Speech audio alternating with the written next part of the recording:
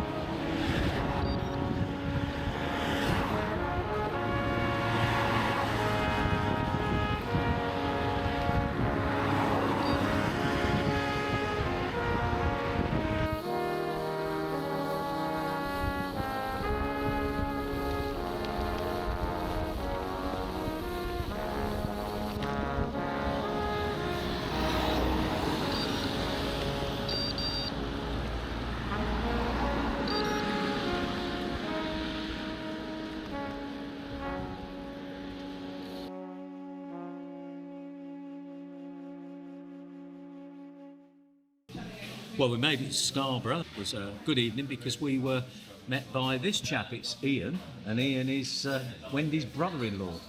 And Ian met us over in Scarborough, spent the night with us, and is now guiding us. Yeah. Sort of.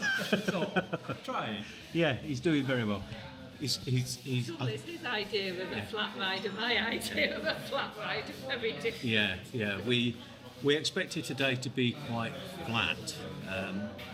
Don't know why we thought that, because yesterday was grueling. We were on the cinder track and it was rough as dogs. I mean, we had a long uphill, slogged uphill. Then it got really uneven for the downhill and slippery. It was quite dangerous in places. Then I guided us to our hotel, which was the Premier Inn, only we were booked in the travel lodge. So I don't know how I managed that, but we had to do a quick detour, found the travel lodge, after being directed by somebody else to another Premier Inn, I have to say. So we've made it up Scarborough. It was quite a slog. We had probably one of our steepest hills. It was 16%. It was quite hard. Ian had promised us billiard flat, but It was horrendous. one man's flat is another man's hill. So, but we've stopped for our coffee now at an interesting place. We're in the village of Humber, and it's the Spirit of Yorkshire distillery, where they make whiskey. Right outside the window of the cafe, you can see the Don't see the liquid. still and all the rest of it. Yeah, they're making something. So it's fairly early on in the morning, so we're just having coffee for now anyway. So we'll talk to you later when it stops raining a bit, hopefully. Now, apart from it being a bit damp and drizzly, although it is starting to dry up now and warm up, is that we've now got that long-awaited tailwind. Mentally, we thought today was going to be quite a bit easier, but Ian's route included a couple of steep hills, but it was worth it going to that distillery cafe. But I have to say that 16%, it was really touch and go as to whether we walked or not, but we pushed through it. I stopped at one point because I thought Wendy behind me had stopped and was walking, but no, she was still riding, so managed to get back on and carry on. Ian has just brought us to the village of Rudstone in Yorkshire, and you can probably see here we've got this very nice church. I think it's All Saints Church. But then oddly, here is what's apparently the UK's highest monolith, standing at 25 feet tall. And apparently there's as much underground as there is above it. Nobody really seems to know its purpose, but apparently the church was intentionally built here because it's a sacred site. You realise how tall it is, don't you? It'd be better if we put a normal sized person there, wouldn't it? Looking for the dinosaur. Yeah, apparently there's a dinosaur footprint in it. But, I think there's some doubt over that. Oh, and here's another one over in the corner. This one I think we'll call a mini lith. I tell you what, Wendy, if this is Ian's flat route, I'd hate to see a hilly one.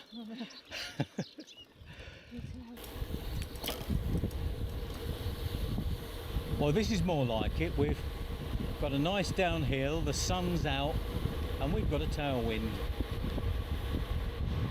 Not only have we got a tailwind and some sunshine, we're on what's probably the smoothest road in the country. Whoever laid this road wants an award because it's absolutely billiard table smooth. It's absolutely billiard table smooth. And I think we've earned it after the relentless headwinds we've been battling.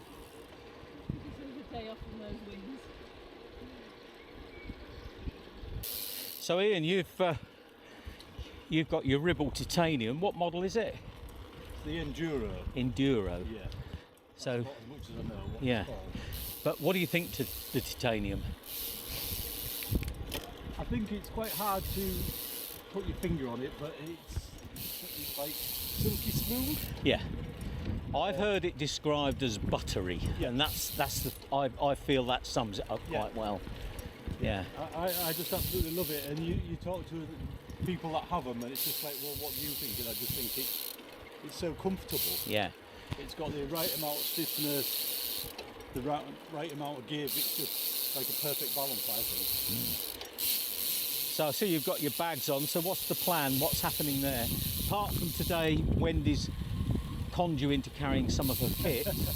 What's the plan? Not this Sunday coming, but the Sunday after, there's 10 of us going down and we're riding around the Northern Front. Okay. So we're just getting in a bit of practice. Yeah. So where are you visiting? Is it the battlefield and that sort of thing? That sort of thing. Yeah. Excellent. So very excited and quite nervous. And how long's that for? It's for 6 days. Ah, excellent. Something like that. So, And what's that? Couple of 100 miles? yeah. Yeah. I think it's about 200, something like that. Should be good. You should have some good weather. Well, we're hoping. We're just looking on the on the weather app now, and it's Yeah. like it's settling down a bit. Good. We think we must have some MPs or councillors living around here because we've got these patches of superb road. Yeah. And as soon as we're out the village, we're back into the rough stuff. Somebody else's problem. Yeah. Where has the vintage battle? No, no, claim all that. Where has the vintage battle? Where has the vintage battle been? No, claim all that. No, no, claim all that. No, no, claim all that. It's lovely, isn't it? Beautiful. So we're just approaching Beverly, which is our stop for the night. Of course, Beverly's famous for its minster, and this is it ahead. Don't know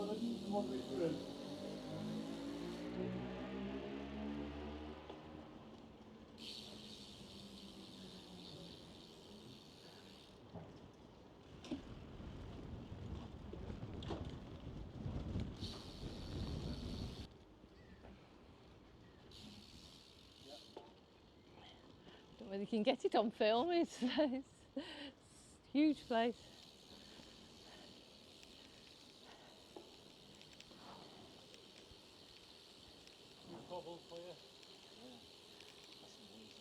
Yeah, it's beautiful. Lovely front facade. Good route, Ian. And Amazing. although there were a couple of big climbs, you've shaved about 5 miles off my distance. So that's welcome. That's definitely a good thing. Well, so it's been a fairly relaxed day, apart from those good. climbs. Nice to Enjoyable. finish before 3 o'clock. Nice to be in early, yeah. Yeah. And Yeah. we can rest for tomorrow's big slog.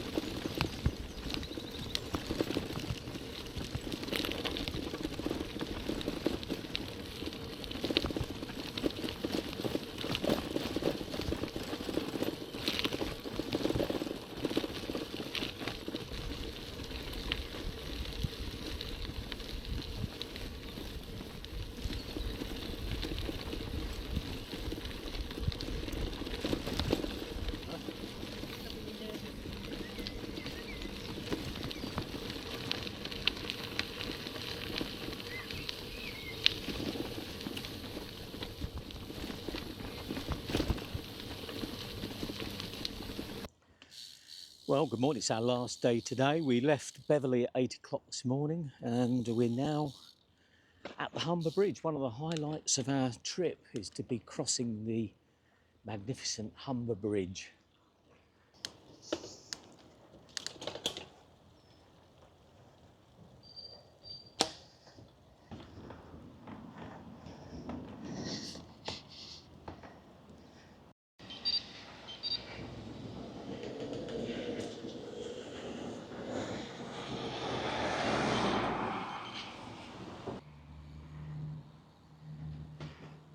For those that don't know, this bridge is crossing the River Humber at one of its widest points.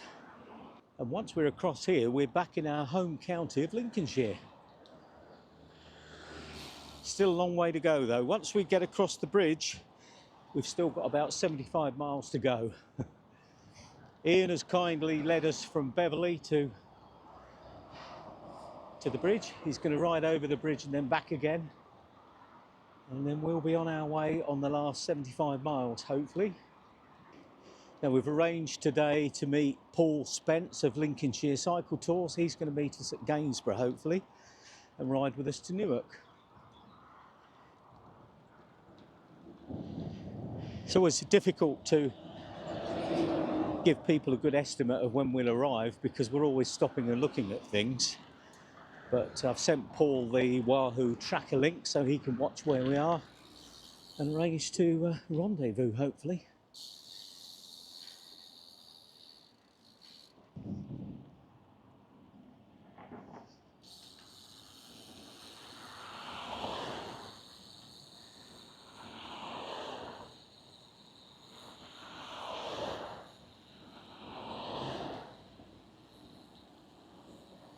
Well, have a safe ride. Right. Thanks Cheers, very Ian. much. See you Let's hope again, we, hopefully.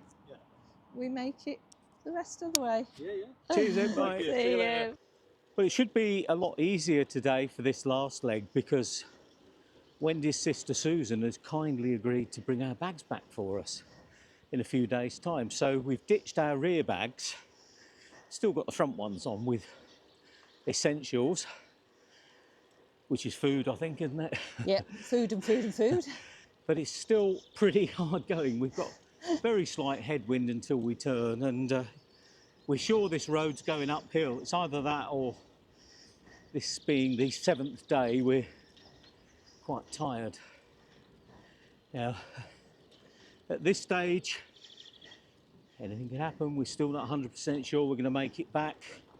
At this point, we've got 70 miles to go, so it remains to be seen whether we make it or not.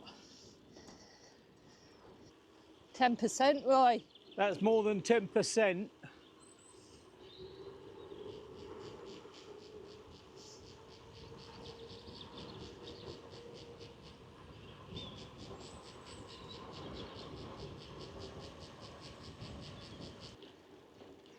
Hoxton East Drain Bridge. Right. It's cute. Chain suspension bridge. Isn't this beautiful?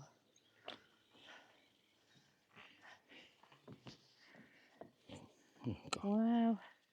Looks like more of a canalway. I suppose it's a river though. Well, it's a drain, it said, didn't Yeah. it? So it's a drainage canal. Gorgeous.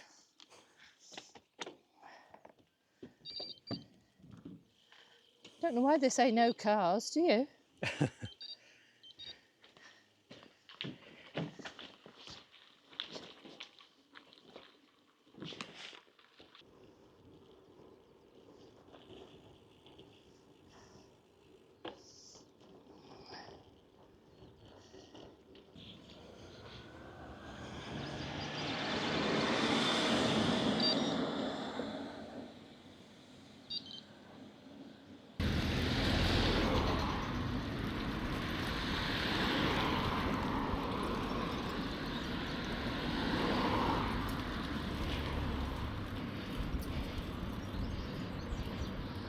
I think this must be a bascule bridge.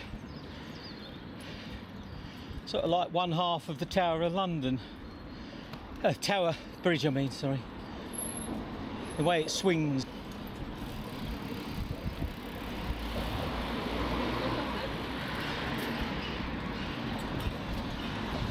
If we suddenly find ourselves going uphill, worry.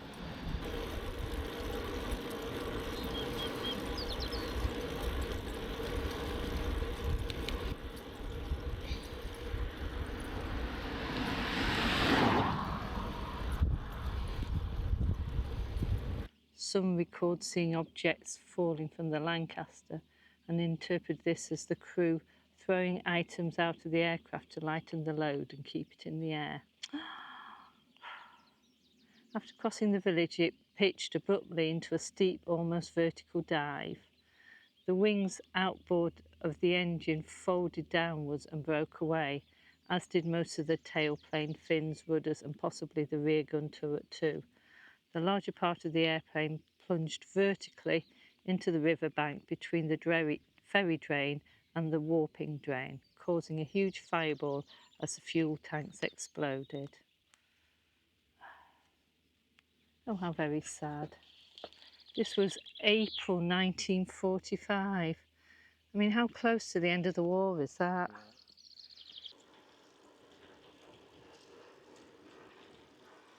That power station's not getting any nearer. Well, we've now been joined by Paul Spence, Lincolnshire Cycle Tours. Paul has kindly come out and met us near Gainsborough. He's going to ride with us to probably Tuxford area, Fledborough. And he's showing us a slightly different route.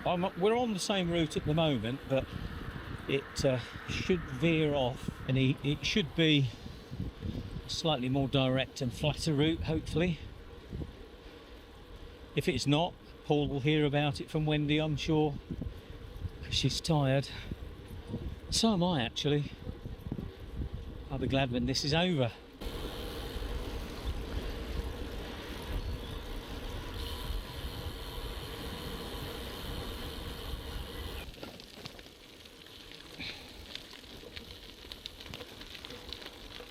The first big rides I ever did was here and back. Is what, sorry? I think what I call my first big ride ever was from Lincoln to this bridge. It really killed me.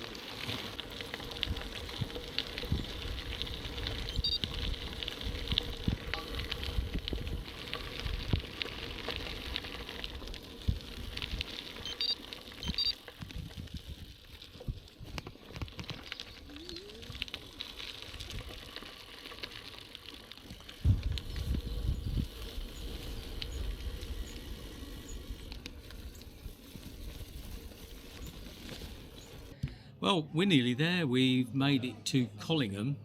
Now, Collingham would be probably on a day out for us, wouldn't it? It's as good as home. But this last stretch was really, really good because our friend Paul came along and he was pacemaker. Yeah, it's done well. Yeah, Wendy had to tell him to slow down a few times because he's going like a rocket. Push them to the limit. Yeah, so We were at the limit.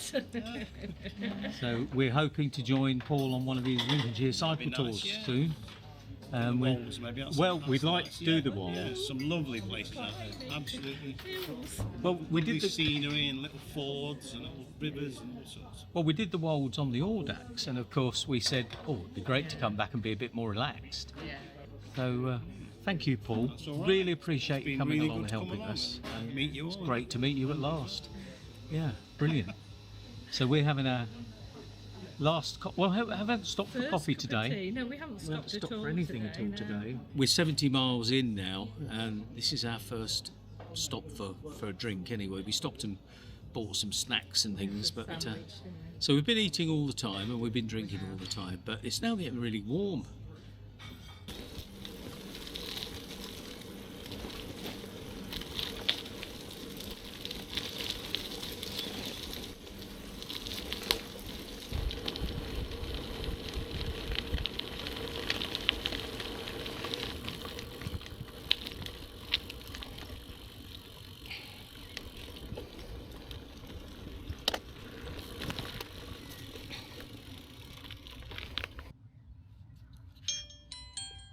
Current mode, custom, dolly track. Far, dolly track.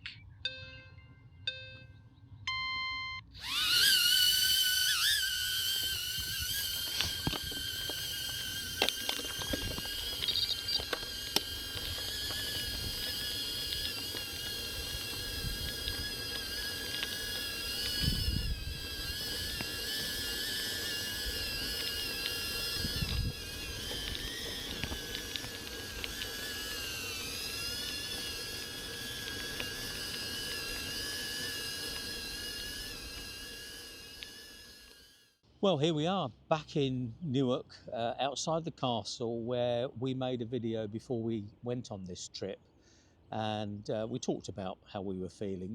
We were both feeling a bit of trepidation. It was quite a big thing we were doing. Now, I know people do Le Jog and all this sort of thing. This, certainly for us, was the longest distance and longest time we'd have ridden consecutively. It's all relative to what you're used to. So in terms of how it went, you've seen in the video, it was a route that was probably a little bit more lumpy and bumpy than I expected. About you, Wendy? Definitely, yeah. In places, that coastal path in particular. Yeah, it was pretty tough. Yeah. As for the trepidation, now I know what I know, I don't think I would have been worried about it. The days that we thought were long, would be long and climby, they were, but they were well within our means. Yeah, definitely. There were some days when we got to the stage where we were very tired and we were just glad to get to the hotel. One person asked me if I thought we should have built in a rest day, and initially I said yes, but as the week went on I changed my mind. I don't know about you, Wendy, what did you think? Yeah, no, I think it was good to just keep going. Yeah. I think I would have got a bit frustrated almost of having a rest day. You know, you want to get on and Well, I get think back and also things. that's when your tiredness sets in. Yeah. And what we found is once we got on the bike and started moving again, it really was no problem. And when you think when we got back, both of us have said this Sunday, we Yeah. kind of just were zombies and Yeah. slept all day. So having it in midweek probably Yeah. wouldn't have been a good thing. And you slept all day. Yeah. I slept nearly all week. I think we were both just dozing off all the time because we were so really tired. tired, So yeah. it just proves that when you stop, then that's when the fatigue sets in. So I think it was fine. And it's interesting that on that final day, I actually ended up doing 100 miles. Wendy's husband, Terry, offered to take me back, but I thought, well, no, I may as well just carry on. It was a little bit crazy because I have to say, as I was on the last mile or two, I was feeling a bit dizzy at one point, but it just proved that I still had some left. In terms of how we got on, well, I have to say after about day 3, we were getting a little bit tetchy with each other. It's the sort of thing where, you know, on a normal day you might think it, but you wouldn't say it, but we actually ended up saying it. It was him. her. But I think the thing is, Wendy and I, we're too much alike, so you know, we were bound to get a little bit tetchy. And I think we're, you know, like people talk about fish, you know, after 3 days they go off. But no, we were fine. It was him. It was definitely her. But Yeah, but we were fine. We're still talking, as you can see. We're still okay. We needed a few days not speaking to each other, didn't we? Definitely. In terms of the bikes were working really well. We got them tuned in perfectly. Frankly, with the weight of the bags on, once we got going, it didn't seem too bad. My only problem was that, with the high centre of gravity with those bags, then it did cause me to come off a couple of times. I noticed you didn't come off. Mind you, you're lower to the ground than I am. But I actually had a couple of instances, one of which you saw, where had the bike not been so heavily loaded, it wouldn't have been a problem. The second time I came off was on a grassy track with a rut in the middle, and I caught the rut wrong and it tipped me off. That probably would have still happened if the bike hadn't been fully loaded. As we said, we dumped the bags at Wendy's sister's house at Beverly, and that really was great because we flew on that last day, and it was just as well because it was our longest day. What was really nice as well is that when my bag came back, Wendy's sister Susan came down and brought the bags back, she'd actually washed everything. I know. So that was What a fantastic. star. Brilliant. Thank you very Sue. much. Yeah, appreciate it. And appreciate the accommodation for the night. Yeah, thank you, Ian, for hosting us. Yes.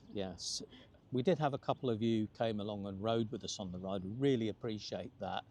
It made a huge difference. Apart from having somebody else to talk to, you knew the routes, you gave us some better routes, and just kept us company, and that distracted us, didn't it, on those hard days? Yeah. So really appreciate those that came along. As you saw, Ian rode with us on the last but one day. The only thing he did wrong was take us up that 16% hill. Now, what was interesting is that we both did it. We both dug in. I stopped because I thought Wendy had stopped, but she hadn't, so managed to get going again. So I used my mantra. Yeah. That Which was is? my mantra. Go on then, tell him. What's your mantra? If you think you can do it, you're halfway there. Yeah. That was my mantra. That's when we got a little bit tetchy on the last day, because I was telling Wendy she could definitely do it, and she didn't like that very much. But she could do it, and she proved that she could do it. And I think we just got to that stage where the slightest little thing was going to set us off. So we were glad of some company to distract each other. In terms of the bikes as well, we had no punctures for over 400 miles. I was amazed at that, because there was some glass in places. There were some really dodgy places and some really rough tracks as well. Yeah. But we're both running tubeless tyres, so it could be that we have had punctures and just don't know about it, but we had no problem with that at all. I'd had to delay fitting the Redshift top shelf bars to my bike because I was expecting the Wheeltop electronic group set to arrive. As it happened, that was delayed, so I did fit the Redshift top shelf bars, and I'm really glad I did because they added so much comfort. They were brilliant. You liked them, didn't you? I liked them because I went down onto the drops on some of the climbs, because your bag's so heavy on the back, it just gave you a bit more traction on the front wheel to sort of stay on the road, if you like, going up the hills. I think you're right. Yeah. And because it makes it comfortable to go into the drops, doesn't it? Yeah, definitely. It's I'd quite, never gone in the drops before. It's quite inviting. Yeah, really good. I have this 50 centimetre wide bars, and they gave me loads of room for the Rhino Walk handlebar bag. I think, Wendy, you had a little bit less space on yours. Yours are narrower. Yeah. But made it a bit fiddly for keeping it, and you just had to turn it a bit more, essentially, so you had less room in the bag. Yeah.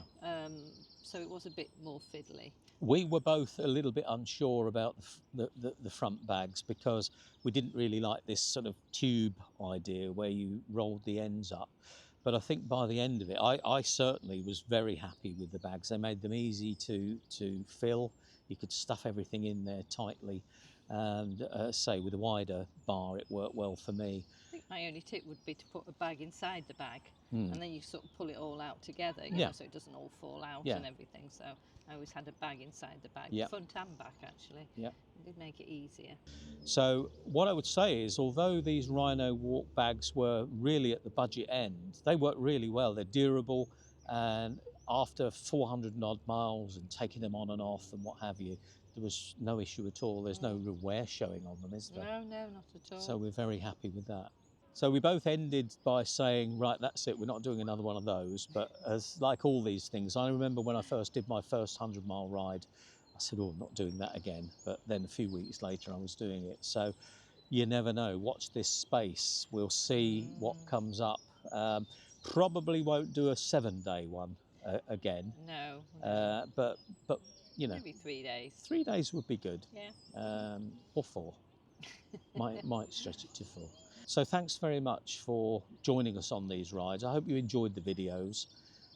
We certainly enjoyed making them, and we certainly really enjoyed the ride. It was really special. Yeah, definitely. So hopefully if you enjoyed it, you'll subscribe, give us a like for the work we did, and we look forward to you joining us next time. Bye.